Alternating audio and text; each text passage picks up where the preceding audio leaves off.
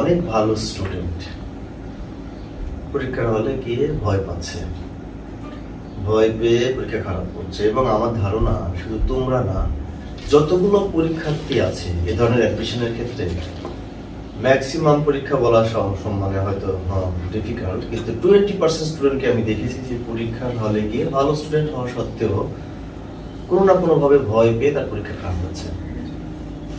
এবং আরো একটা মজার ব্যাপার যে আমাদের এখানে রিঅ্যাডমিশন তোমরা কেউ আছো কিনা, দেখেছি প্রত্যেকটা বছরে যারা রিঅ্যাডমিশন স্টুডেন্ট, ওই একই স্টুডেন্ট যে আগের বছরে কোনো কারণে চান্স পায়নি, ভালো স্টুডেন্ট ছিল, পরের বছরে সে ভালো পজিশনে ভালো জায়গায় চান্স পাচ্ছে।